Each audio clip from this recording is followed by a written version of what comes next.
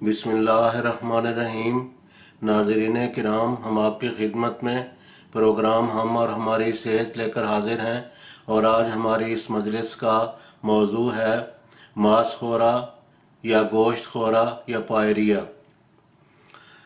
تو اس کا کوئی مؤثر سا علاج کے بارے میں جو ہمارے تجربہ میں اور باقی لوگ جس کو بہت کثرت کے ساتھ تجربہ کر چکے ہوں، مفید و مؤثر ہو، اس سلسلہ میں ہم انشاءاللہ تعالی کچھ معلومات ناظرین کی خدمت میں پیش کریں گے۔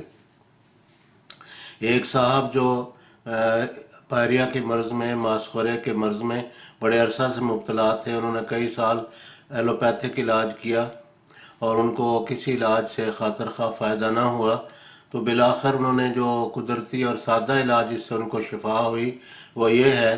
ناظرین اس کو اپنے عمل میں لائیں، اللہ تعالیٰ کے فضل کے ساتھ وہ اس کو بہت مفید و مؤثر پائیں گے۔ وہ ہے مسواک کا استعمال۔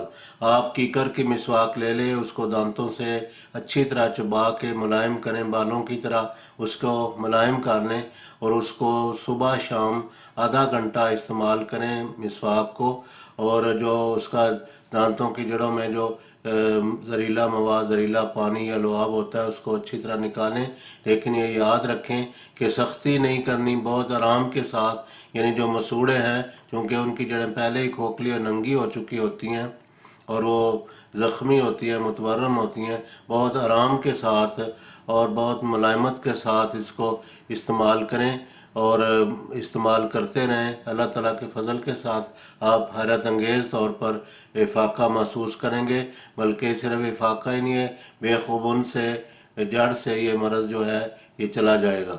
بعض ناظرین کا یہ سوال ہے کہ وہ مسواک کیسی ہونی چاہیے، تو کیکر کی مسواک بہت اچھی ہے، اس کو تازہ مسواک ہو تو بہت اچھا ہے، لیکن اس کو اگر تازہ نہ ملے تو کٹھی منگوا لیں۔ ایک صاحب ہیں وہ کٹھی 40 50 یا 100 کے قریب دیہات سے، وہ شہر کے رہنے والے ہیں، مسواکیں کٹھی منگوا لیتے ہیں، اور ایک کو استعمال جب کر چکتے ہیں تو اس کے بعد پھر اور لے لیتے ہیں اور اس کو پانی میں بھگو کے رکھ دیتے ہیں، اس طرح وہ نرم ہو جاتی ہے۔ اگر کیکر کی مسواک نہ ملے تو نیم کی، بقین کی مسواک یا پھر پیلو کی مسواک یا اور کسی بھی خواہ درخت کی ہو، زہریلا درخت نہیں ہونا چاہیے، کسی بھی درخت کی مسواک لے سکتے ہیں۔ ایک ملائم جڑ ہونی چاہیے۔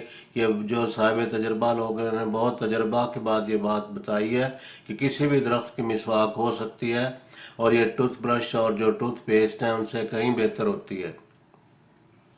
یہ کہ اس کو کتنی دفعہ کیا جائے یہ ہر شخص کی تکلیف پہ منحصر ہے۔ وہ 3 دفعہ بھی استعمال کر سکتے ہیں، اور عموماً 2 دفعہ، اور 1 دفعہ تو لازماً کرنی چاہیے۔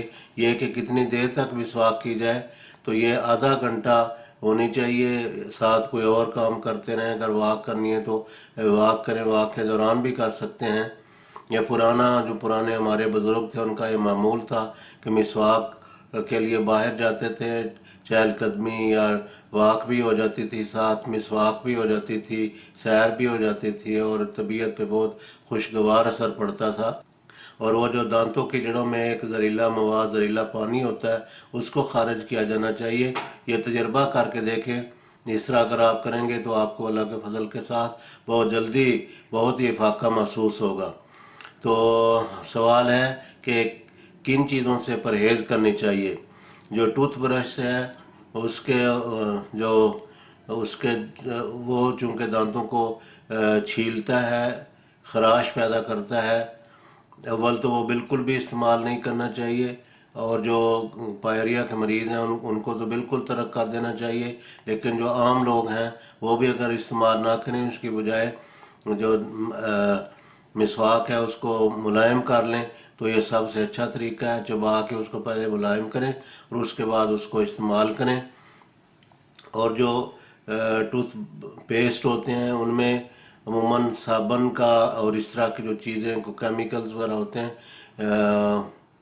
جو بہت اکثر دیکھا گیا کہ ان میں اس طرح کی چیزیں ہوتی ہیں جو دانتوں کو، مسوڑوں کو چھیلتی ہیں، اور اوپر سے ان کا جو قدرتی ایک پینٹ ہوتا ہے दांतों के ऊपर एक जो अल्लाह ताला ने कुदरत ने एक तय चढ़ाई है, उसको भी वो नुकसान देती हैं, मसूड़ों को नुकसान देती हैं।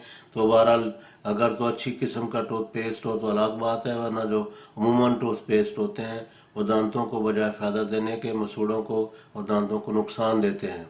और फिर ये बहुत ज़रूरी है कि जो गोश्त होता है, चूँकि उसके रेशे दांतों में फंस जाते हैं, मसूड़ों को नुकसान देते हैं, जब साफ़ करते हैं तो मज़ीद उनको ज़ख्मी कर देते हैं।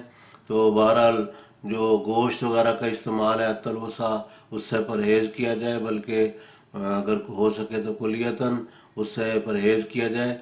ख़ास तौर पर बड़ा गोश्त या बकरे का गोश्त ये तो बहुत ही मुज़र हैं, और अगर मजबूरन कहीं इस्तेमाल करना पड़ जाए तो बहरहाल चिकन का गोश्त इस्तेमाल करना चाहिए, लेकिन अगर हो सके तो छोड़ दिया जाए।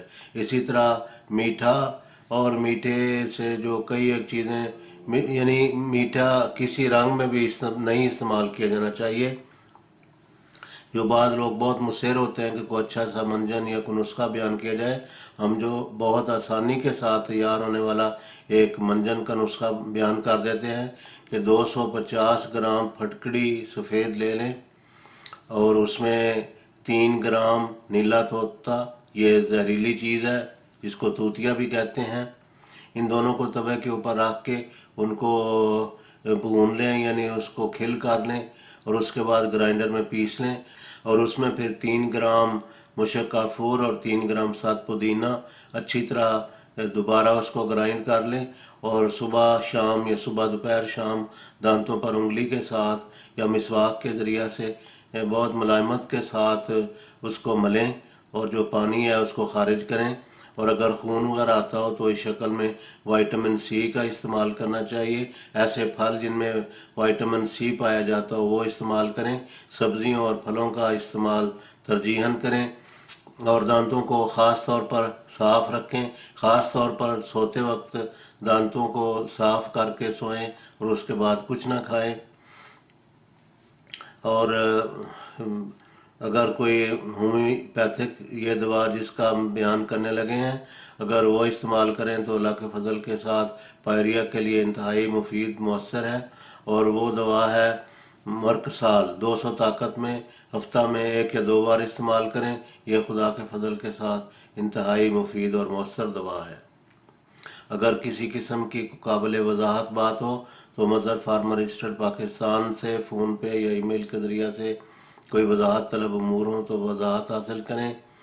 और अगर किसी पेटेंट दवा की जो इस सिलसिला में मंजन की सूरत में, वो नुस्खा तो हमने बता दिया है, लेकिन बहरहाल अगर फिर भी किसी चीज़ की ज़रूरत हो, किसी मदद की ज़रूरत हो, तो कोई तैयार शुदा दवाई जो नाजरीन ख़ुद तैयार नहीं कर सकते, मंगवाना चाहें तो भी रब्ता कर सकते हैं।